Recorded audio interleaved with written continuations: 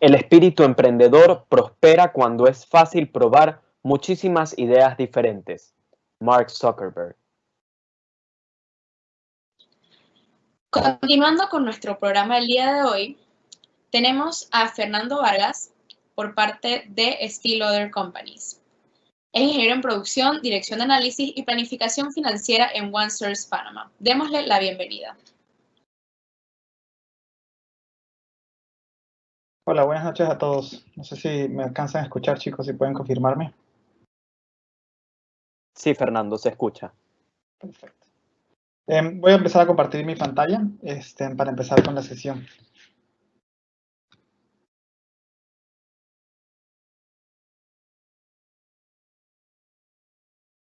Okay.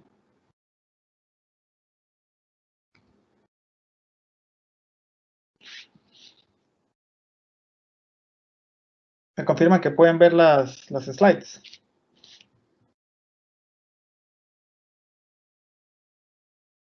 Hola. Ahora mismo estamos viendo tu pantalla de Teams. No estamos viendo el PowerPoint todavía. Un segundo. Okay.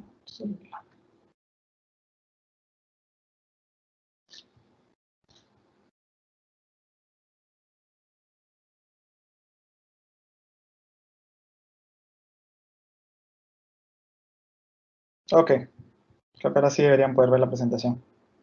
Ahora sí, Fernando. Gracias. Perfecto. Muchas gracias. Bueno, primeramente, buenas noches a todos. Mi nombre es Fernando Vargas y el tema que vamos a ver en la sesión a continuación es Business Process Management, o lo que es en español gestión de procesos de negocios.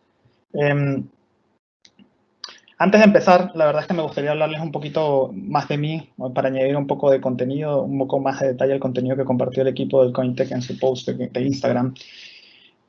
Para comentarles un poco más de mi experiencia, básicamente tengo 14 años de experiencia profesional, siempre en el área de finanzas, con roles que abarcan desde la parte de controlling, forecasting, compliance, commercial finance, etcétera, liderando equipos que han ido desde 2 personas hasta 30 personas, siempre en el área de finanzas, en distintos países y llevando distintos, digamos, lo que llamamos scopes, desde local, regional, hasta global.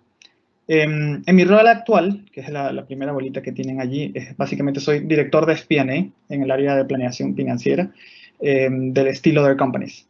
Llevo 2 años y medio en la compañía, que es prácticamente desde que se iniciaron las operaciones en desde nuestro centro de servicios financieros aquí en Panamá.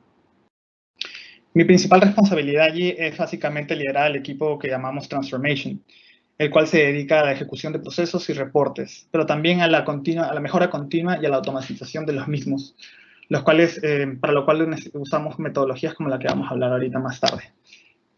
Asimismo, también tengo dentro de mi scope otras responsabilidades, que es liderando el equipo de Global Brands, que es básicamente interactuando con las regiones, con los equipos de las marcas globales, como Estée Lauder, Clinique, Smashbox, etc. Y hasta el momento el equipo de B&A, que es el equipo de Business Insights and Analytics dentro del equipo de OneSource. Ahora, para explicarles un poquito más de mis experiencias anteriores, o mis experiencias previas, antes de ELC trabajé 4 años en L'Oréal, L'Oréal Centroamérica, básicamente aquí centrado en Panamá, liderando el área financiera de 3 de las 4 divisiones que tiene la compañía, básicamente la división de consumo masivo, la división de cosmética activa y la división de productos profesionales.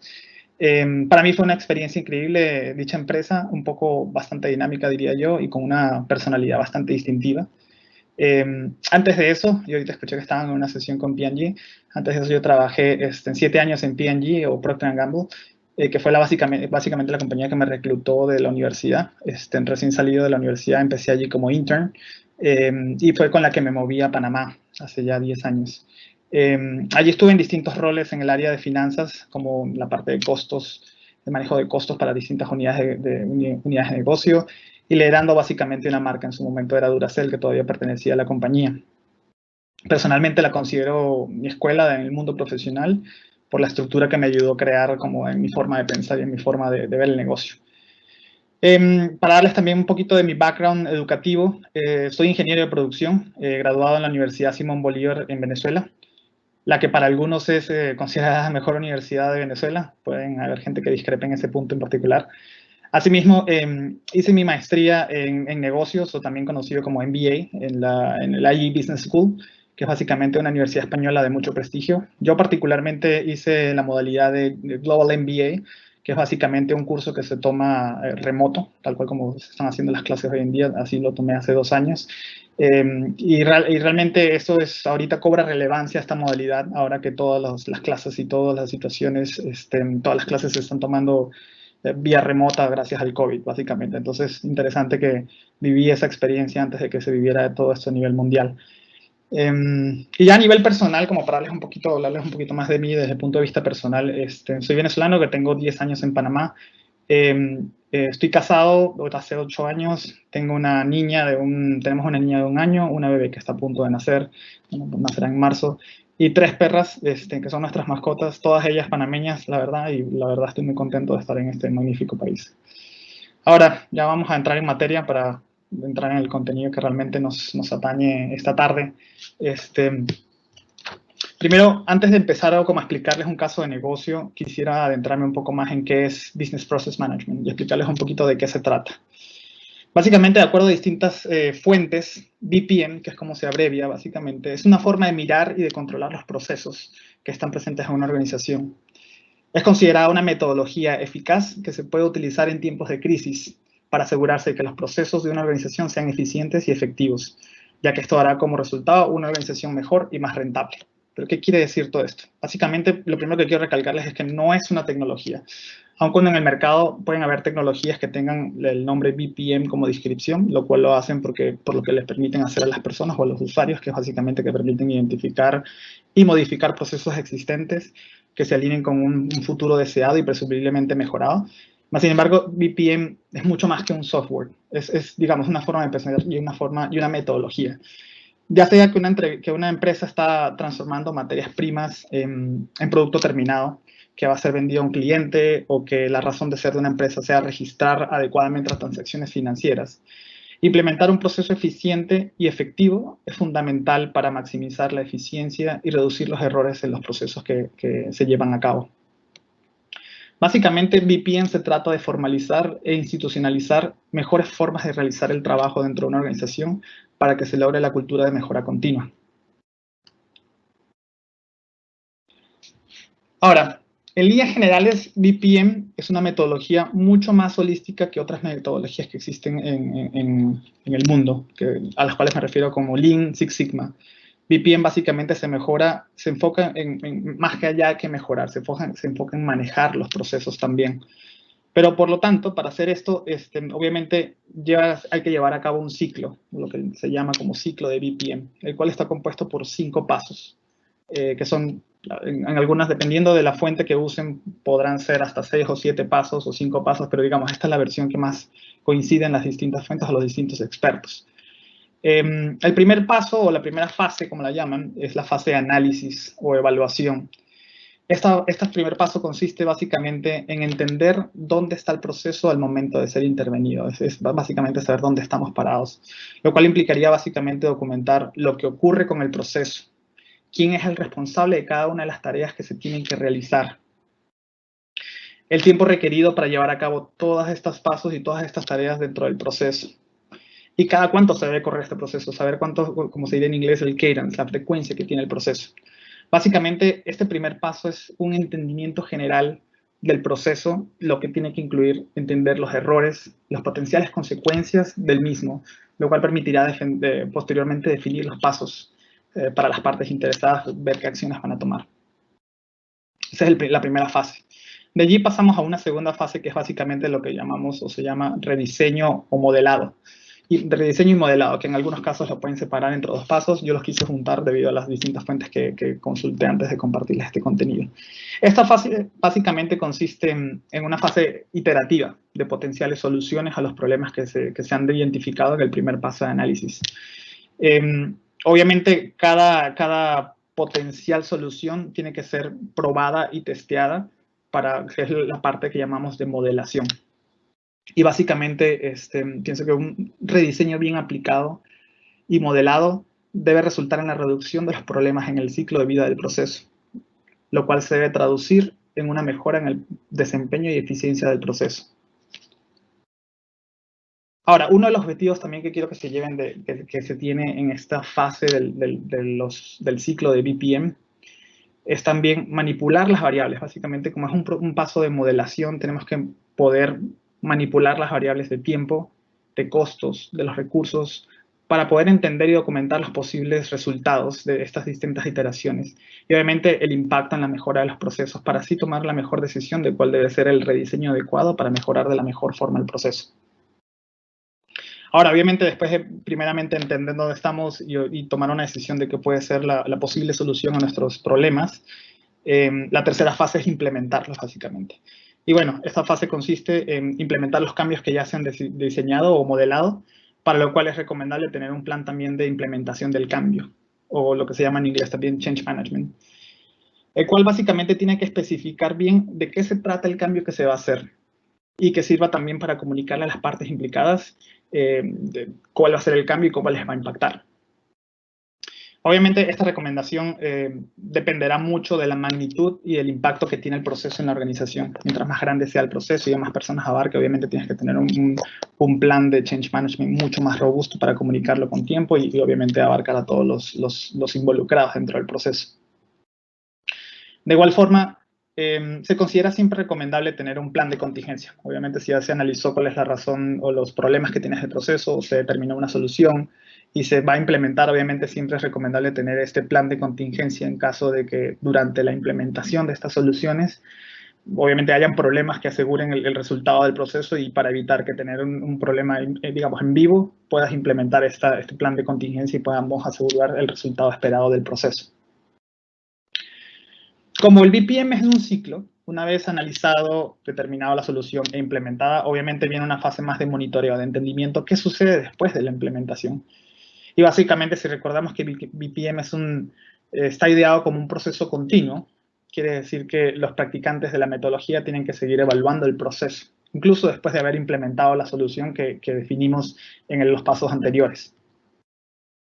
Claro, también para entender un poco cómo va cambiando el proceso y cómo va impactando la implementación de esta solución. Dentro de este paso también consideran recomendable hacer, digamos, benchmark de los distintos resultados obtenidos en distintos ciclos, que esto debe incluir KPIs, feedback de las personas que hayan ejecutado el proceso, o incluso evaluación de los objetivos. La idea es entender bien si la solución que se implementó fue la mejor y si fue la mejor, si hay otra oportunidad de mejorar algún otro paso dentro del proceso, dentro de este monitoreo. Y obviamente, de nuevo, volviendo al punto de que BPM es más que una implementación puntual, es un ciclo. La quinta fase o quinto paso dentro del ciclo de BPM es la fase de optimización, lo que llamamos fase de optimización, que básicamente implica que el proceso puede y debe ser ajustado de manera continua en base a los resultados de los objetivos, básicamente con el objetivo de mejorar continuamente el proceso. Y de hecho, si durante el proceso de monitoreo y de optimización se determina que el proceso requiere cambios nuevamente, básicamente se tiene que volver a hacer un caso de negocio o reestudiar o revisitar el caso de negocio que se había hecho anteriormente y volver a iniciar este ciclo de BPM con los 5 pasos para volver a, digamos, a atacar ese paso que se considera que se puede mejorar.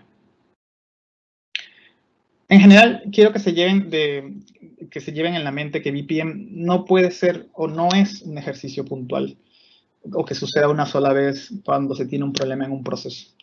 BPM básicamente debe implicar la evaluación continua de los procesos, que incluya tomar acciones para mejorar el flujo total de los procesos, lo cual debe llevar a un ciclo continuo de evaluación y de mejora de la organización, básicamente.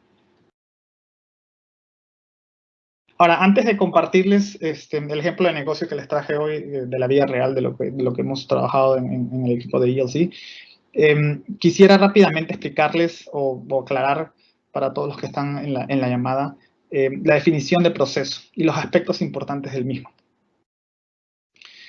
Entonces, ¿qué es un proceso?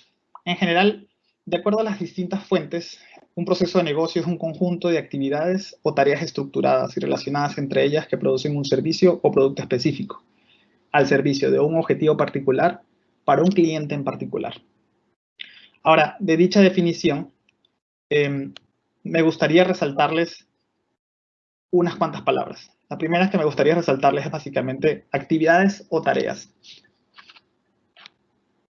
que implica que un trabajo en general está compuesto de distintas y variadas tareas o actividades que se encuentran relacionadas entre ellas y que por lo mismo la secuencia de su ejecución es de suma importancia para el resultado final del proceso, ya que una depende de la otra. La segunda parte de esta definición que me gustaría que también se llevaran en mente es resaltar que todas las actividades o tareas sirven un solo propósito en particular. Es decir, que cada una de ellas tiene un propósito u objetivo que sirve a un propósito común, o sea, un propósito más grande. O lo que quiere decir que cada actividad dentro del proceso o que componen el proceso tiene una razón de ser. Está ahí porque tiene un objetivo que cumplir hacia un objetivo conjunto final. Ahora, siguiendo con la definición, un buen proceso es independiente de la gente que lo ejecuta, ya que es el conjunto de pasos que si se siguen de manera diligente debe dar siempre el mismo resultado, indiferentemente de quién lo ejecute. Y en esta sección de la definición, creo que lo importante que quiero que se lleven es que los procesos no deben depender de la gente. Por lo contrario, su documentación y diseño debe ser tan robusto que permita que diferentes personas lo puedan ejecutar. Y lo mismo pasa con el resultado, básicamente, que debe ser siempre el mismo, siempre que se sigan los pasos diseñados del proceso. Si por el contrario hay una desviación que se vuelva frecuente en el resultado del proceso, podríamos estar hablando de un proceso que no está bajo control y que requiere, como digamos, otra reingeniería para entender qué pasó con el proceso y redefinirlo. Por lo tanto, en base a todo esto de la definición de proceso, básicamente un gerente puede definir las mejores prácticas o actividades para lograr un objetivo comercial y posteriormente crear un proceso que pueda ser reaplicado a lo largo de la organización. Y ese proceso puede ser un flujo a lo largo de todo el proceso, a lo largo de toda la organización, disculpe.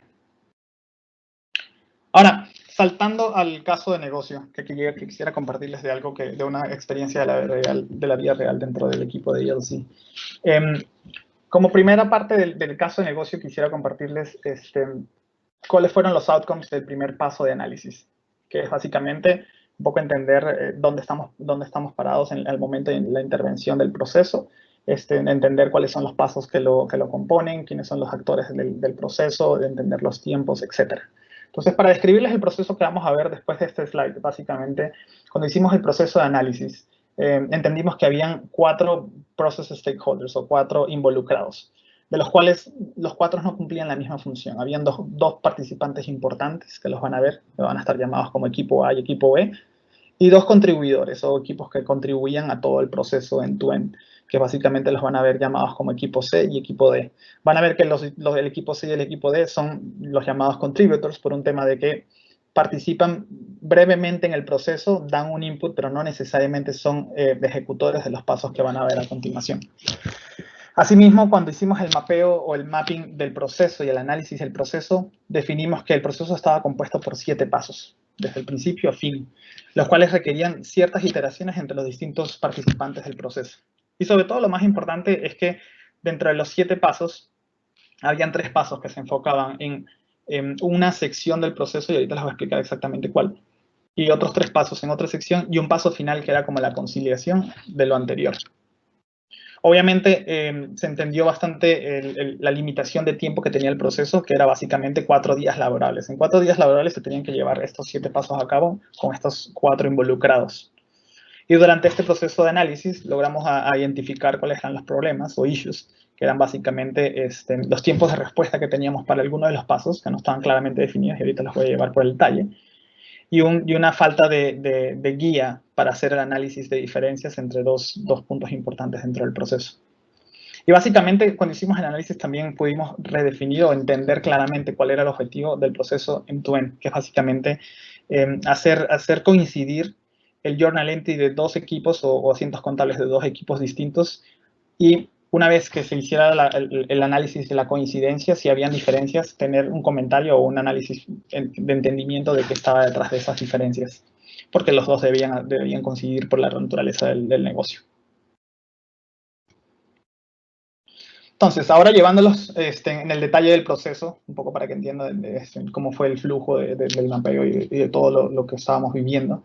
Básicamente, les voy a llevar paso a paso. Los primeros 3 pasos, que como les comenté, tenían el paso 1, 2 y 3 estaban enfocados en la parte del journal entry, la preparación del journal entry del equipo A, la validación y el posteo o asiento contable y la validación del mismo posteo, que todo ocurría como para validación del posteo del journal entry del equipo A. La segunda sección del proceso era básicamente, estaba enfocada en el equipo C y en la validación del posteo o del asiento contable del equipo C y obviamente entendimiento de las diferencias que habían entre un asiento contable y otro de los dos equipos para hacer una conciliación de lo que estaba sucediendo y un entendimiento con comentarios de la persona que hacía el posting de dichos journal entries. Ahora, yendo más al detalle, en el paso 1, básicamente lo que sucedía es que el equipo A, uno de los principales actores dentro del proceso, obtenía input o información del equipo C, lo analizaba y obviamente enviaba dicha información vía email al equipo B, que es básicamente el equipo ejecutor de todos los procesos. Este equipo B, durante este primer paso, preparaba y enviaba la planeación de este journal entry al equipo aprobador, que era el equipo A.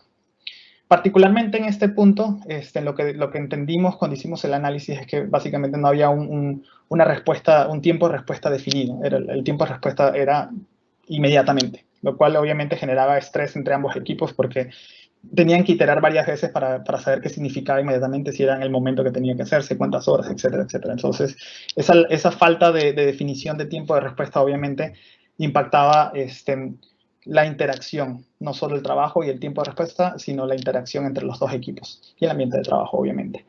En el paso 2, una vez que el equipo B preparaba y mandaba el forecast del dicho journal entry, el equipo A básicamente lo que tenía que hacer era revisarlo y obviamente aprobarlo, porque ellos son el ente aprobador que dio el input del equipo B. El equipo B, una vez con esta aprobación, lo que hacía era mandarse al equipo C, que es uno de los contributors dentro de todo el proceso, para que simplemente hiciera la carga de esta información en el sistema.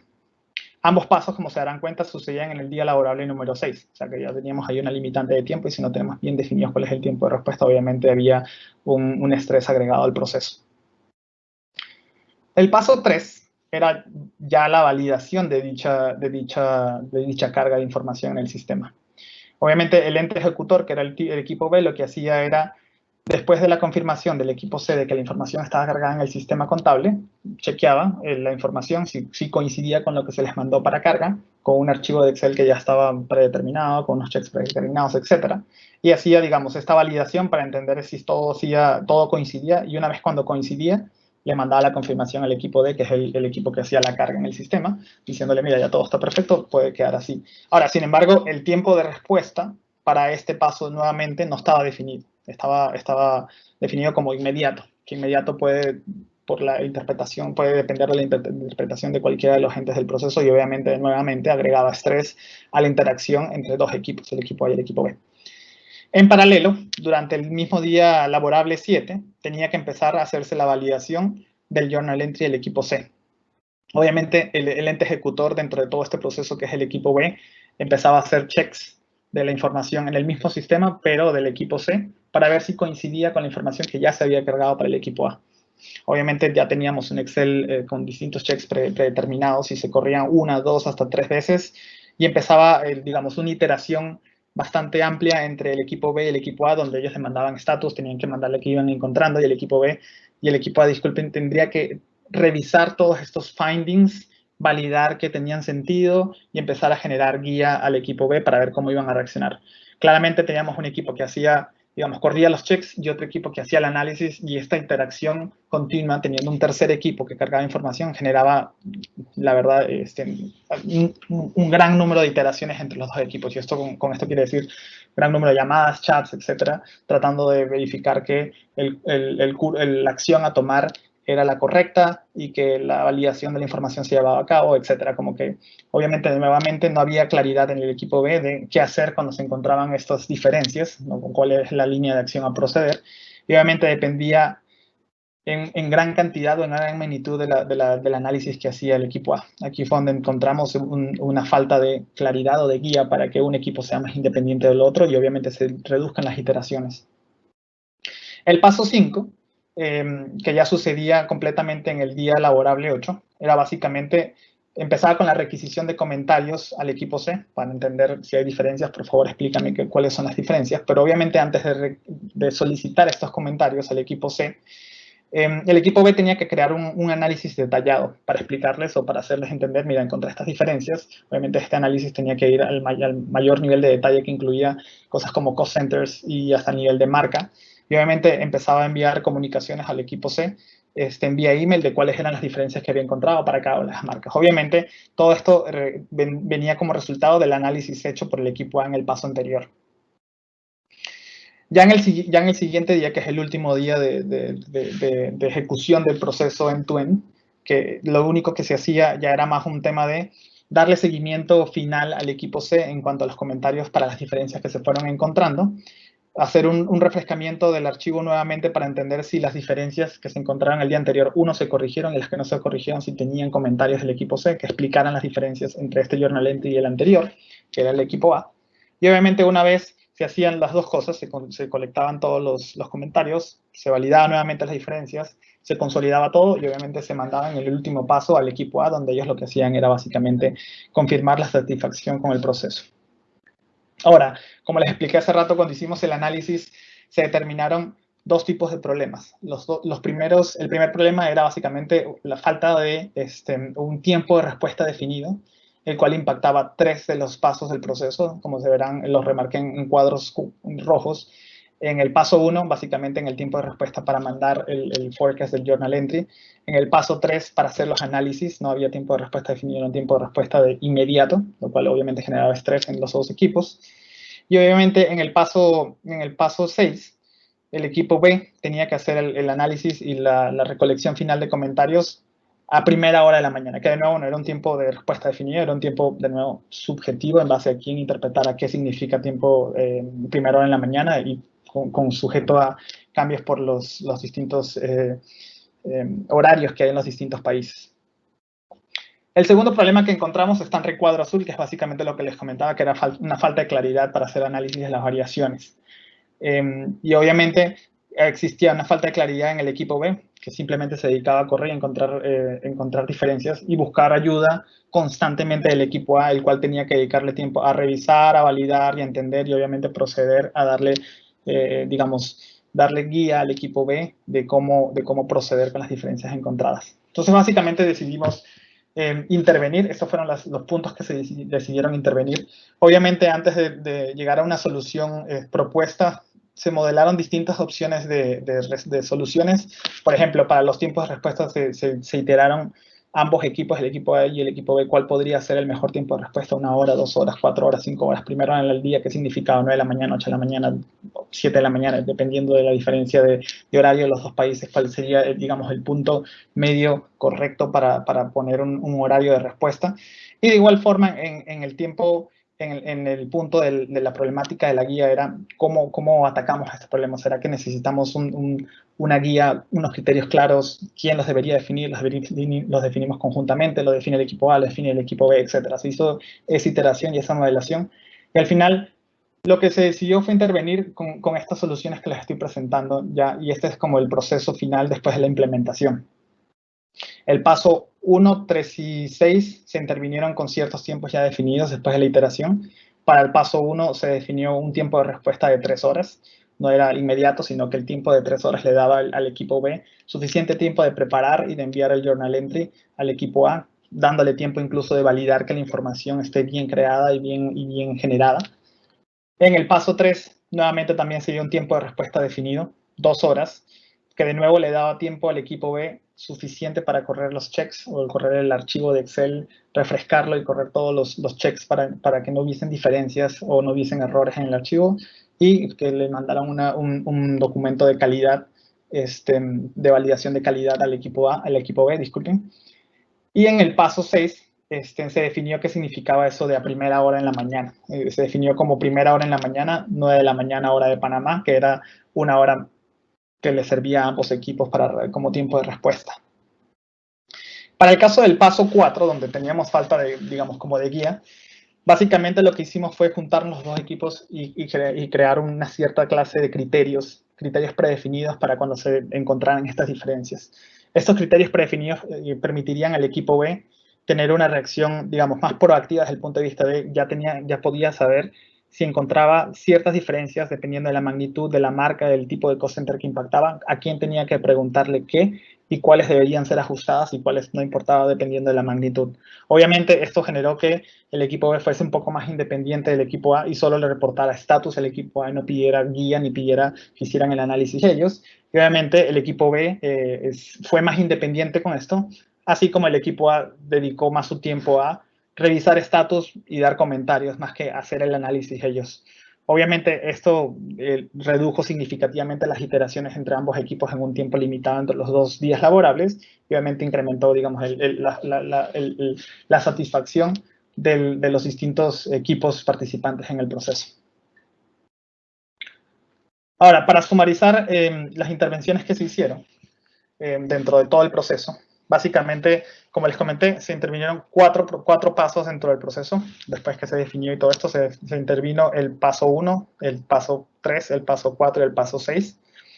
Desde el punto de vista de qué intervenciones se hizo, básicamente para 3 pasos, el paso 1, el 3 y el 6, se redefinieron los tiempos de respuesta. Básicamente se hizo un SLA o un Service Level Agreement, donde se definieron claramente cuáles eran los tiempos de respuesta y los dos equipos, digamos, firmaron, digamos, cuál era el tiempo de respuesta que ambos querían tener.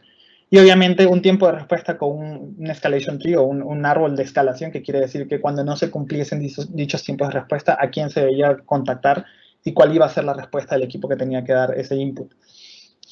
La segunda intervención fue básicamente lo que les comentaba, que hicimos una guía de análisis donde se alinearon los criterios en cuanto a cómo correr los análisis de las variaciones entre los distintos journal entries y obviamente se establecieron caminos predefinidos a cómo hacer el análisis y cuál sería el siguiente paso una vez se definiera qué análisis, a quién debíamos contactar, cuál debía ser el tiempo de respuesta, cuál debería ser las diferencias que deberían ser ajustadas en el sistema, cuáles no, dependiendo de la magnitud y la marca que impactaban. Obviamente reduciendo de nuevo la iteración entre los equipos, que es lo que recalco en el siguiente punto. Básicamente, con esto logramos automatizar pasos de análisis en un equipo y en el otro y obviamente se redujeron las iteraciones. Y ya en el siguiente paso de nuestro ciclo de BPM, se hizo un monitoreo después de la implementación de todo este proceso. Se hizo un monitoreo durante 3 ciclos seguidos en el cual se encontraron unas grandes mejoras desde el punto de vista de KPIs, de tiempos de respuesta, de quality del proceso end-to-end y de los resultados del proceso. Y sobre todo, yo creo que aquí era lo más importante también, de ambiente laboral. Digamos, los dos equipos con esta reducción de iteraciones y reducción de problemática empezaron a cohesionarse mucho más y a sentirse como un equipo trabajando de la mano todo el tiempo y no sintiendo este roce de diferencias de tiempo, de diferencias de respuesta, de que no responden con el tiempo esperado cuando no estaba bien definido. Obviamente, estamos en una fase ahorita ya pasamos a la parte de mejora continua. Este es un proceso que se sigue revisitando y en caso de que se encuentre alguna otra oportunidad en alguno de los 7 pasos que vimos ahorita, pues la idea es seguirlo mejorando continuamente y que se siga mejorando el aporte al negocio. Con esto básicamente le doy conclusión al tema al proceso y al ejemplo que tenía de BPM. Como último slide que quería compartirles, y esto fue básicamente por el feedback de una exgraduada de la USMA, básicamente quería compartirles un poco cuáles serían mis tips para cómo ser exitoso en el mundo de negocios siendo ingenieros. Yo hablándoles como ingeniero, habiendo ejercido como profesional en el área de finanzas toda mi vida. Y básicamente lo separé en 6 tips. Del lado izquierdo quise ponerles los tips que son más hard skills y del lado derecho puse todos los que son skills como soft skills, básicamente. Y voy a ir por uno de ellos rápidamente para darles cuál sería mi tip para cada uno de ustedes. Empezando con el primero, quisiera decirles que no dejen de usar sus engineering skills. Yo soy firme creyente que dentro de la carrera universitaria como ingeniero uno le enseñan mucho de project planning, de time management, problem solving, y uno suele pensar que todo lo que estudia en la universidad solo se enfoca en proyectos, en ciertas materias, en ciertas cosas que no voy a aplicar en la vida real. Si logran dar un paso hacia atrás y entender todos estos aprendizajes más como habilidades que se les enseñaron más que como metodologías preseteadas, esto les ayudará aplicar estas habilidades de manejo de tiempo, de liderazgo, de manejo de proyectos en la vida profesional, que no solo necesariamente va a ser en carrera como ingenieros, también puede ser en carrera como financieros, en distintos tipos de carrera, lo cual les va a ayudar, obviamente, a progresar en el mundo de negocios. El segundo tip que les puedo dar es keep in mind the big picture, o básicamente que mantengan siempre la vista sobre la foto grande, que es básicamente cuando uno está en la universidad uno suele enseñarle mucho ir al detalle, uno se vuelve un muy buen matemático, como buen financiero, como buen ingeniero uno le enseña a ser un buen físico, un buen matemático, enfocarse en el detalle, el número tiene que cuadrar, si no los resultados están mal, etcétera, lo cual está muy bien. Creo que eso es algo que en todas las compañías aprecian, el ser detallista. Sin embargo, lo que les estoy recomendando en este punto es que se tomen una pausa todo el tiempo, se tomen el tiempo de hacer un paso hacia atrás, ver la foto completa, conectar los dots, digamos, los puntos de la información que ustedes están manejando, que ese detalle se conecta con algo más y poder conectar siempre y ver la foto completa y no solo ver el único detalle que están trabajando. Eso los va a ayudar a, ¿sabes?, retraerse, ver la foto completa, ver el detalle y tener como el full picture de todo lo que están trabajando. El tercer punto o el tercer tip que les quiero dar es usar su technical knowledge.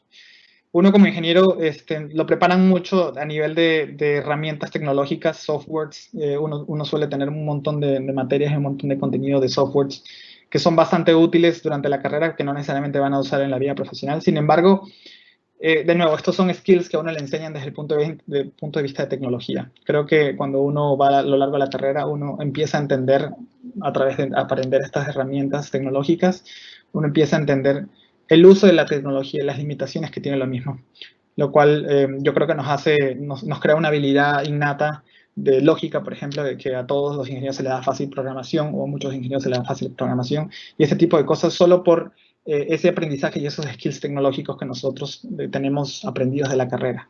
Entonces, lo que yo estoy diciendo con esto es usen ese technology savvy que tienen dentro de ustedes. Y también que no dejen de lado la parte de habilidad numérica. También, de nuevo, dentro de la carrera nos enseñan a ser buenos matemáticos, lo cual nos enseña una habilidad innata con los números de ver cosas, calcular cosas rápidamente. Eso es algo que no deben dejar de usar, no deben dejar de ejercer, y al final eso es como el músculo, si no lo usan se atrofia, entonces tienen que mantener constantemente usando eso. Y en el mundo profesional es fácil que lo mantengan, solo les pido que lo tengan mente abierta a aplicarlo a cosas como la construcción de business plans o cosas tan sencillas como hacer sentido de la data que les muestran. Siempre le van a enfrentarse a momentos en los que van a tener unos spreadsheets gigantescos de bastante información y tienen que sentarse a pensar con su habilidad numérica de cómo se traduce toda esta cantidad de números en algo de negocio. Esa es la parte técnica o los hard skills. Ya moviéndome a los tips que les quería dar de soft skills, yo los resumí en 3, básicamente. El primero es adaptarse al cambio. Para mí este es uno de los más importantes que les puedo dar, porque no hay nada más constante que el cambio, la verdad, en la vida personal, en la vida profesional, y una demostración de ello es el impacto que ha tenido el COVID sobre todas las industrias. No hay nada más constante que el cambio y tienen que estar dispuestos a enfrentarse a un mundo que cambia constantemente.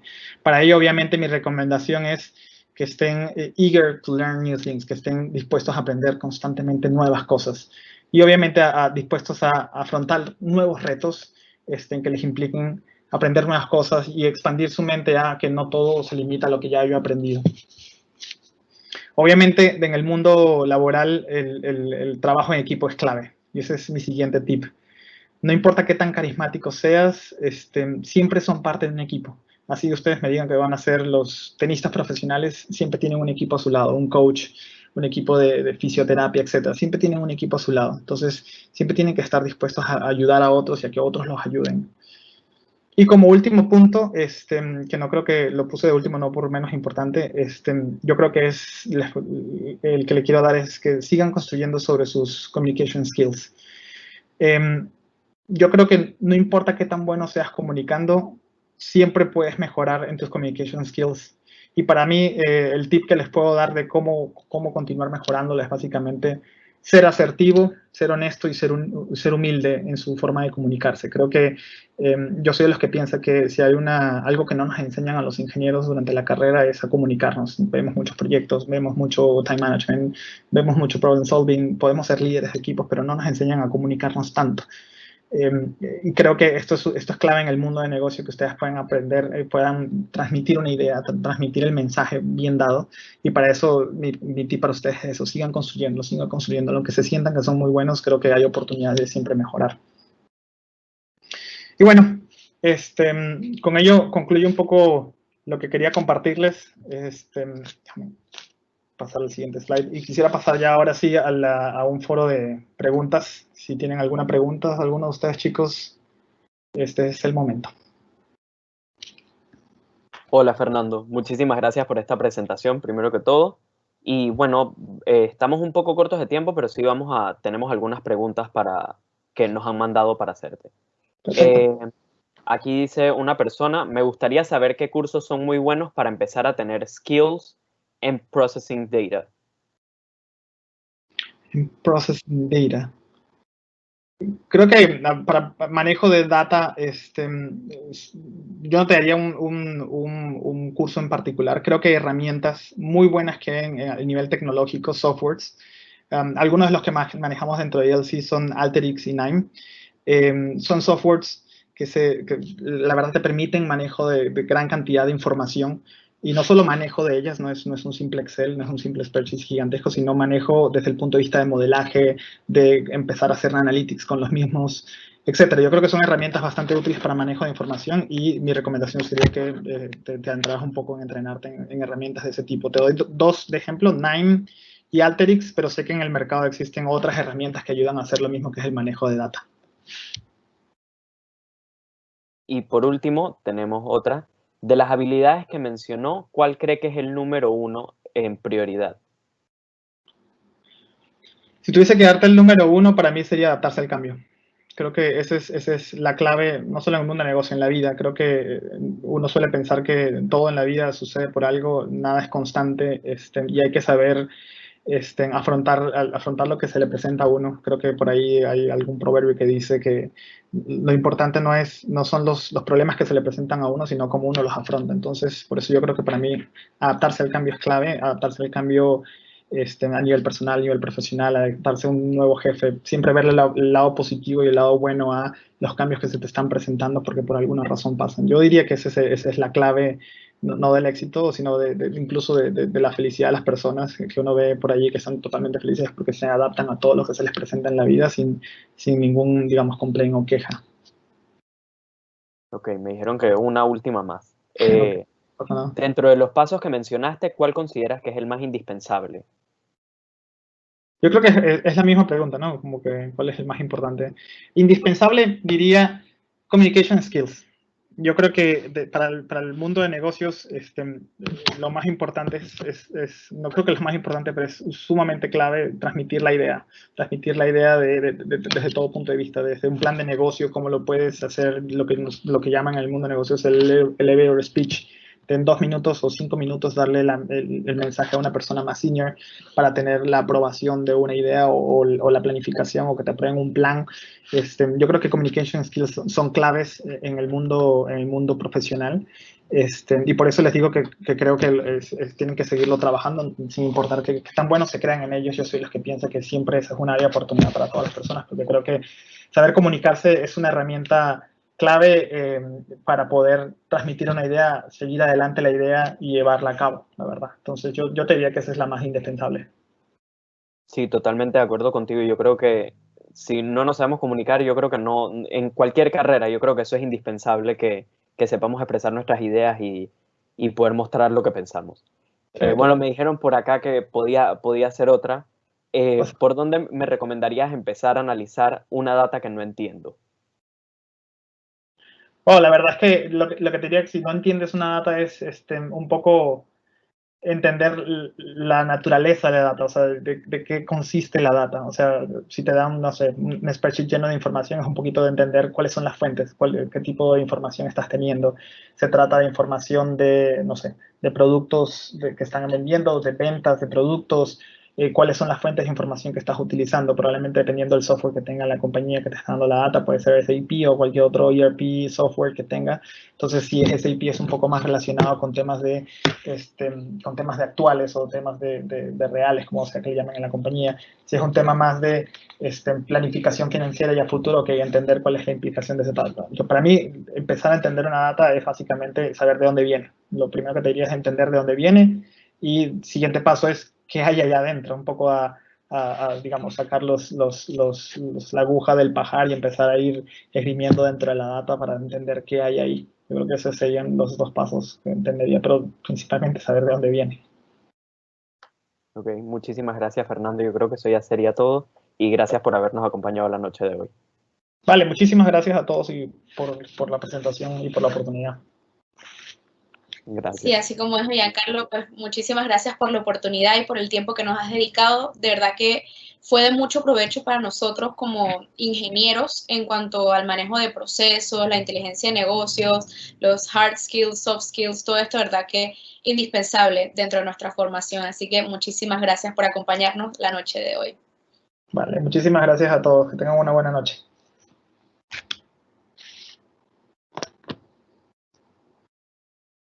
Antes de continuar, le quisiéramos agradecer a Dell Technologies, Philips, patrocinadores plata del Cointech 2020. Para la Feria de Empleos de Unilever pasaremos al equipo de Unilever y nos vemos allá.